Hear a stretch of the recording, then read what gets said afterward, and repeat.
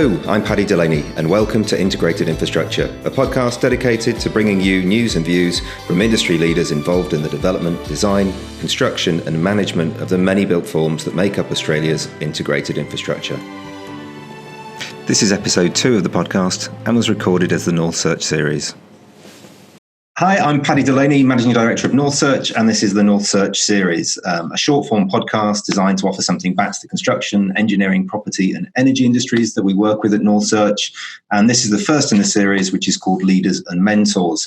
Having been through 3 major economic events in my career, I know the impact it can have on people's opportunities for learning, development and career choices. This is the second episode in the series, and we're going to talk about how to adapt, innovate and evolve in the current economic environment in order to thrive and survive if you're an up-and-coming leader or technical expert. And today I'm delighted to have David Harding joining me. David is Principal at ARUP and the New South Wales and ACT Business Leader. David's passionate about engineering, about cities, people, and he's heavily involved with the initiatives in and around Western Sydney. He's a fitness fanatic, a bit of a petrol head, and a friend. So, David, good to see you. Hi, Paddy. How are you? How did I do on the intro? You did very well. It's funny you said coming through three recessions or 3 economic shocks of this nature. I only saw you on the middle one. I think we met shortly after the GFC, or in the middle of the GFC. In the middle, yeah. And Australia didn't have the full GFC, but both you and I certainly experienced the full-blown UK version. And I started working at the end of the sort of big 90s recession in the UK. I think I was part of the opportunity of in the recovery, or I got hold of that opportunity in the recovery then. So. We were talking the weekend, weren't we, and sort of about how we've all sort of had these experiences and been affected by these things in the past, and it's how they've shaped our careers. Yeah, I think we were talking about how opportunity springs from times of stress, and in fact, the time of stress and the time of change is what quite often drives technological innovation, economic innovation, organisation innovation, and obviously just extending that down to individuals. I think there is, although it sounds perhaps slightly flippant at this stage in such a serious thing as a global pandemic and an economic shock that we're seeing at the moment, that we nonetheless have to acknowledge that there is an opportunity to move from survival to thriving. And I guess today we'll maybe talk about some of those personal experiences and some of the things we've learned from the past, which might guide not only juniors, more junior people younger than us, of which there are many, of course, towards thriving in a time of change, but also I think to encourage the seniors, our peers and people more senior than us, to reach out and offer that experience and that mentoring to the next generations as they maybe deal with this for the first time. Absolutely, and I think that was really the sort of impetus behind doing this podcast, is to try and offer people an alternative avenue for finding some of the ideas about how you can get those mentors and find some learnings and development opportunities through all of this time at the moment. So, how did that big sort of recession in the UK change your career? Where did you sort of find yourself, and how did you develop into your sort of Australia life? Well, I kind of found myself in the middle of the outback on the phone to you. And that's how it all ended up. But look, I mean, we were, as we said, we were in a similar position. We both had to move on from careers and indeed businesses in the UK, which for reasons various didn't survive those shocks in the way that we might have hoped. But we did. Both of us moved to Australia and restart careers there. And I'd say the first stage is that kind of that survival and communication piece, which is it's a bit like being shipwrecked or something. The first thing you do is not start planning your next 5 years. The first thing you do is get yourself to a place of safety. For me, that place of safety was very much somewhere where I felt there was opportunity for me to develop new skills, but also use those core skills which I could bring with me. And that was the Australian market. And the other side of that is communication. So don't wait to communicate. Start sounding people out straight away. Start looking for opportunities straight away, even as you are taking yourself to that place of safety. And for many young people out there at the moment, it feels very daunting, and you might feel that the world has fallen away from beneath your feet. The rug has proverbially been pulled or is being pulled. And so definitely the first thing is to make yourself mentally comfortable in a place of safety. And that might mean moving back in with your parents. It might mean cutting back on expensive habits or whatever. Get to safety, but don't forget to communicate during that. It's good for your own peace of mind, and will start laying down a pathway in your mind to get to the next stage, which is really that kind of learning and re-strategizing phase. Yeah. But reach out, talk to people. And I think Absolutely. That's really what we're talking about today, is talking Absolutely. more, communicating more. Yeah, I don't know if I necessarily had any sort of career opportunities to reach out and talk to people about recruitment, and I suppose I did in a roundabout way. But I knew that I had friends in Australia and how and how they were enjoying their lifestyle and what was different, and the market out here certainly was nothing like it was in the UK. I actually engineered a situation where I ended up going on holiday with them. And spent 2 weeks quizzing them about Australia and what about this and how does that work and where are the opportunities and how would you do this and how would you do that, and I got back and I made the decision there and then. I was like, right, I'm going. It's time to move. And and you sort of put your rucksack on your back and jumped on a plane, didn't you? Well, I think yeah, exactly that. And I think it's a lot about that, getting that place of mental safety. Getting to that place where you can feel this opportunity, where perhaps expenditure is low because it's forced to be low. Perhaps you don't have a lot of money to spend. Perhaps you don't have a lot of all the immediate pieces that you might like to get back to immediately where you are. But find yourself in a place where your mind can allow you to start re-strategizing your future, and surround yourself with friends. I came to Australia very much like yourself because I had very good friends here. I had very good friends who reached out to me in the time of trouble and said, why don't you come to Australia? Why don't you come and talk to us? Why don't you come and live near us? Why don't you look at the opportunities that we've got here? And that was partly because they reached out to me. It was partly because I was communicating very early and saying, things aren't great for me. How can you help? And the second thing is, I think, don't be afraid of getting professional help as well in helping you start to recreate where your pathway might be. I certainly did that. I came to Adelaide 11 years ago or thereabouts. I came to Adelaide. I had very good friends in Adelaide who reached out to me, who provided me with that opportunity to come there and at least look at some opportunities through some new lenses, some new framings, but a place where I could bring my old skills and apply them in a new place. But also, I spent, I think, 8 or 9 sessions with a career coach.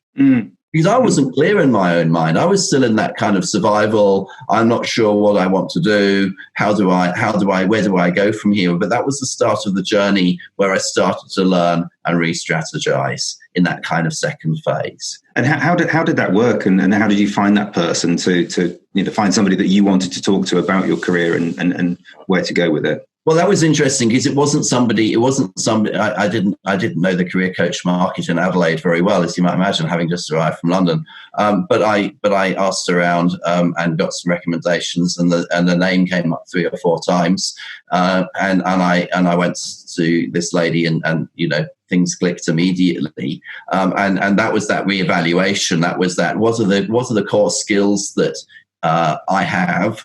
And how do I apply them best in the context of the market opportunities within Australia. And that very much led towards infrastructure project management, which is where I then really restarted my career here. And of course, I met you, Paddy, not that long afterwards, because things got going very, very quickly. And it wasn't long before I needed lots of people to help me.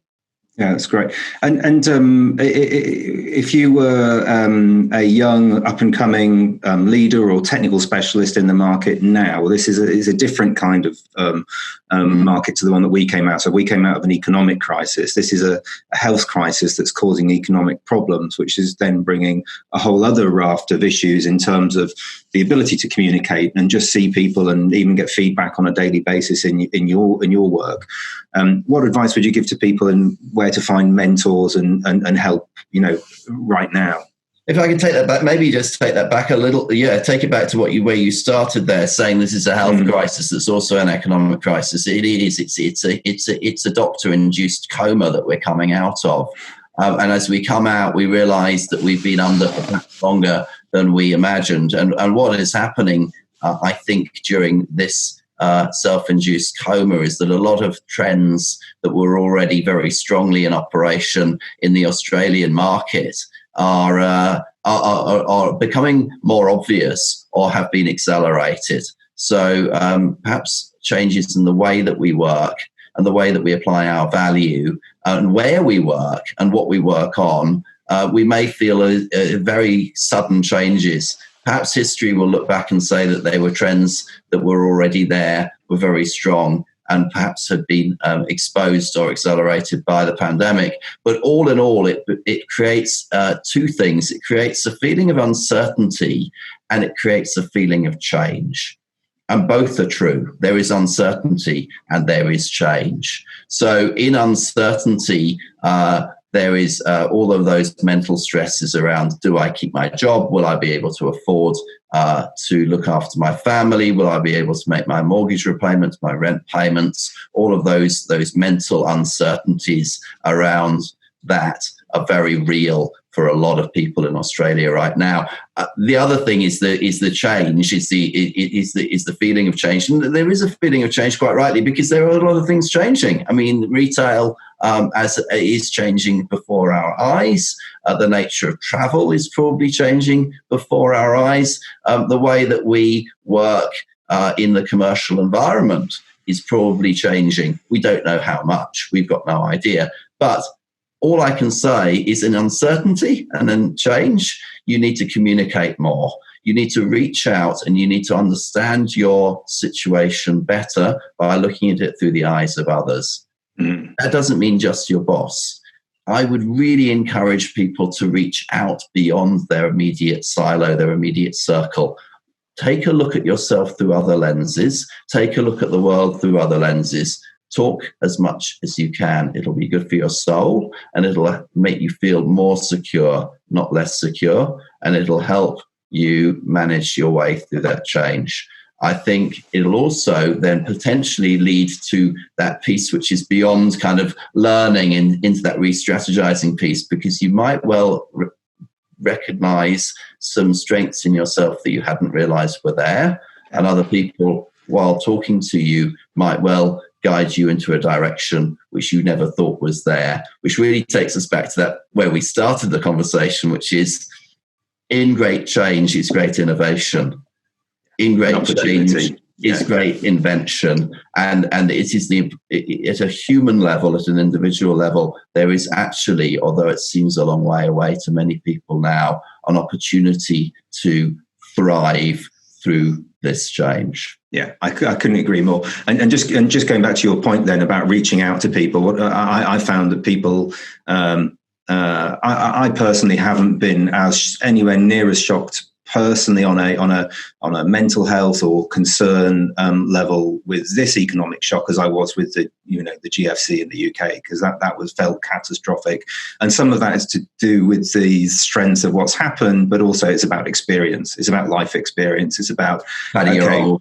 Yeah, I know, I'm old. I'm over 40. What can I say? But we've been here before. Okay, we can soak this up. But I think what that means is that then there's a real willingness and at the moment, and a real generosity from people about sharing their time and helping people who might be struggling and maybe unsure about where to go with their career and what to do.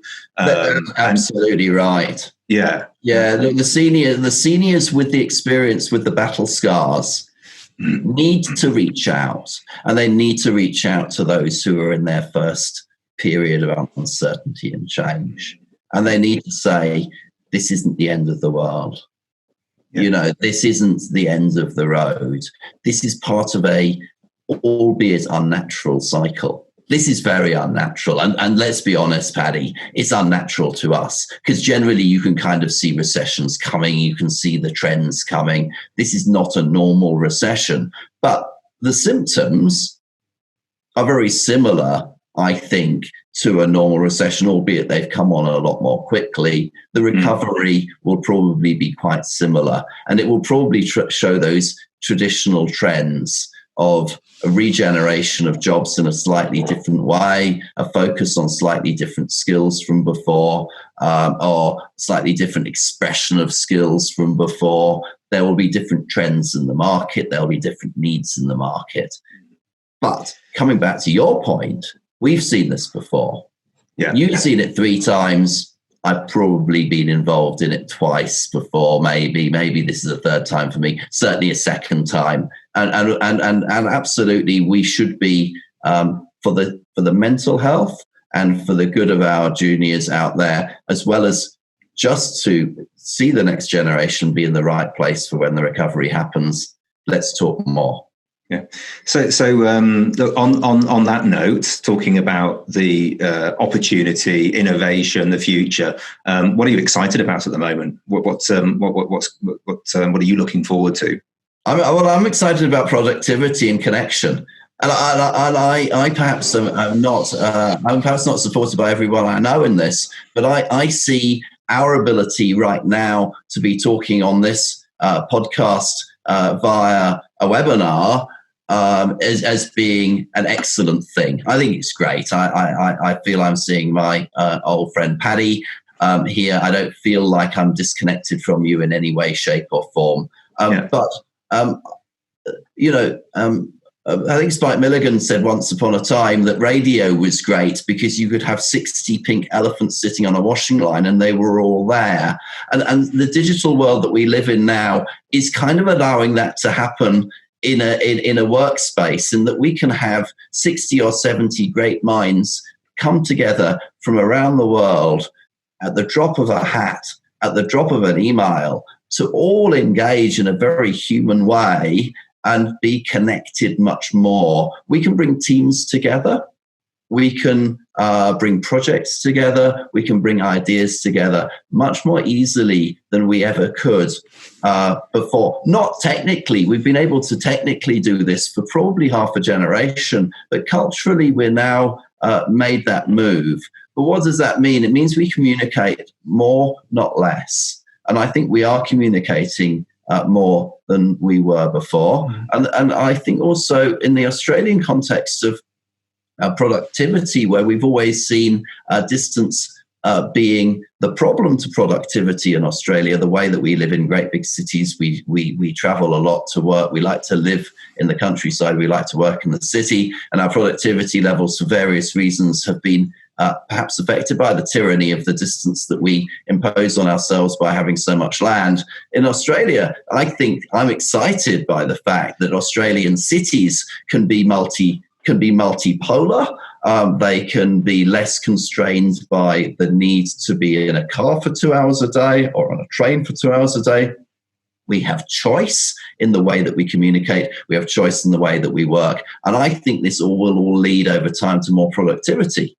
But back to the subject now, it also allows us to communicate much more quickly. And in the context of mentoring, communicating, sharing experiences, and helping the next generation come through this recession, we have more tools at our disposal to connect with people who we perhaps never had the opportunity to do before. We don't need to arrange for lunches or coffees. We can meet up for 10 or 15-minute mentoring sessions. And then in my own life, I'm seeing that. My diary is not full of mentoring sessions, but it's well sprinkled.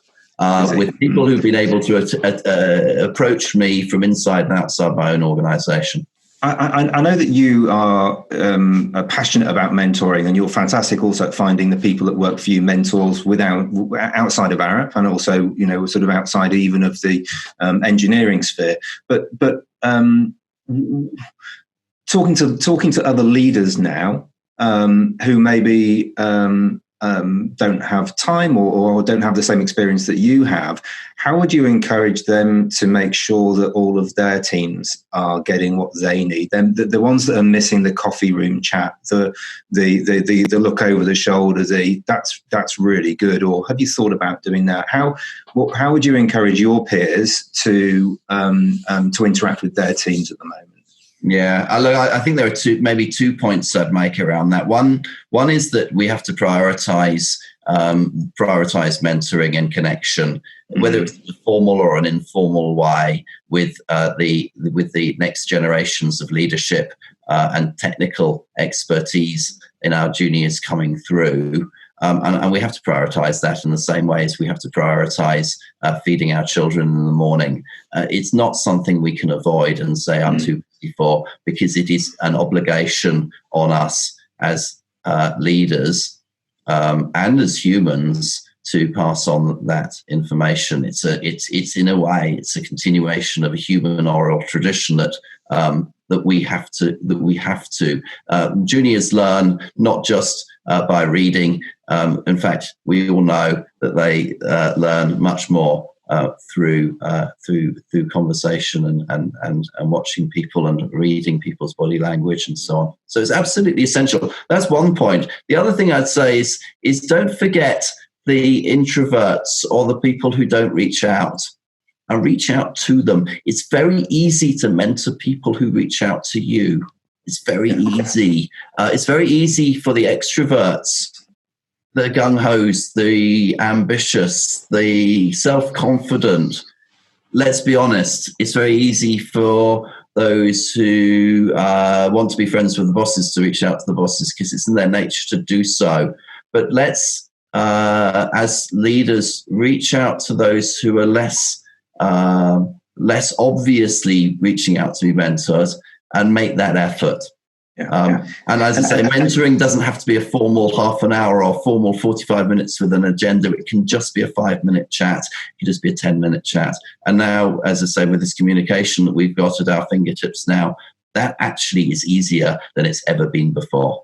Yeah, it's better than in a lift. It's better than 2 minutes in a lift as well. Are all these people returning to work at the moment frustrating your morning runs to the Opera House? No, yeah, they are. That's right. They're getting right in the way. No, I think maybe one of the things which is also most exciting about this change that we're seeing around us is the amount of people out at 6:30 in the morning running around the inner harbour. It's like the Boston Marathon every morning. It's great. It's fantastic to see. I've never seen anything like it, and long may it last. I think we have a health crisis on our hands right now, but it may well be that this turns into the best thing that's ever happened to our public health. That's ever happened as people. You're a gym bunny. You love picking up tin every now and again, and the gyms are back open this week. Do you think that people will have realised that they can be equally fit, if not fitter, without going to a gym? Do you think that's going to change? Of all the things, retail, commercial, is that going to be different as well? No, I don't think so. I think we've seen a flood of people back to the gyms. In my one-man survey of the gyms that I know, we saw people couldn't wait to get back, and I think that also speaks to human connection and motivation, and why we go to the gym. We don't just go to the gym to get buff. I think people go to the gym because it's a good social community thing to do. We talk, we integrate, we communicate. We just meet people. We meet people in the gym. We meet great people in the gym. And it's the Australian alternative to the English pub. It is. Well, I don't know. I think the stadium is that, isn't it? Speaking of which, hopefully we'll be able to get back in there. There's something in that, isn't there? There's something in the joy that we get from being together, which will never be replaced by digital or virtual or staying at home. And look, I mean, that's also why the office space will always also survive. We have to actually meet, whether or not we all sit at desks like battery hens. In future, I think is probably less likely. I suspect that the spaces that we as corporates and firms, organizations create will be very much attuned to meeting. I think they will be about communication rather than work, in inverted commas. I think it'll be about innovation, creativity, exchange of ideas and information will be what the offices of the future are probably about. And I think that's a good thing. I also suspect that offices will be very much more around reaching outwards, not looking inwards. I think the revolving door to a lift that takes you to a place where people meet and talk and look inwards will change, because I think we will now need to reach out to all of our colleagues and collaborators, clients and friends outside the office through Zoom and Teams and all kinds of other things, because not everyone will be in the office at any one time, and yet we will have to be able to connect much more effectively with the outside world. I think it's going to be a great place for mentoring, the new office. I'm looking forward to sort of sitting back in 5 years' time and actually seeing what's changed, where the innovations are. Because as we've said, people like communication. We are community sort of based sort of animals. We need to be in the same room as people. Innovation comes from rebel ideas, different ideas from one place and another coming together. Whether that might be a musician and an engineer creating a fantastic speaker or microphone. You need that sort of clash of worlds to create things. But the health aspect means that has to change. So I think the innovations that come out of this situation is going to be it will be fascinating. I mean, I might put a sweepstake on with you about what the office looks like in 5 years' time. I suspect that people will overestimate how much will happen in the next 18 months and probably may underestimate what an office will look like in 10 years' time. I think that's the real challenge. Like, what will the working environment look like in 10 years is the really interesting thing. Because I suspect that we will have had, by that time, 10, 12 generations of graduates coming into a workplace which isn't entirely situated around an office. The 9 till 5 will probably be something that will become a lot more flexible. We don't know. Look, it's exciting, and whatever happens, as long as it means that we engage in a much more equitable way than perhaps we did in the past. And I think again we've seen a much more movement between corner offices and seniors, and the rankings and divisions between senior people and junior people to a much more equitable office space. I think that'll keep moving, and I think it'll become much more the norm for senior talent to interact on a much more equal footing and a sharing footing with juniors, and that can only be a good thing. Yeah, agree. Hey, this is a short film podcast, so in summary, if you're an up-and-coming leader or technical expert in the industry, and your career for one reason or another isn't exactly where you want it to be right now because of COVID, don't panic, reach out, communicate, talk to people, and don't be afraid to innovate and pivot, change tack, and do something different. I think that's exactly right. I think you look at it in 3 stages: communicate and survive, get yourself somewhere safe, learn by communication, start re-strategizing, and then go out there and thrive. Brilliant. Thrive. Fantastic. Okay. Thanks, David. You've been awesome. Thanks, Paddy. Thanks, mate. Cheers. Bye. Bye. Integrated Infrastructure is powered by North Search, specialists in executive and technical search across engineering, design, construction, property and energy markets in Australia. If you'd like to find out more about North Search or get involved with this podcast, you can click on the links in the show notes or email me directly at the address on the screen. We hope you enjoyed this episode of Integrated Infrastructure. Please tell your friends and colleagues if you did, and we hope to see you again soon.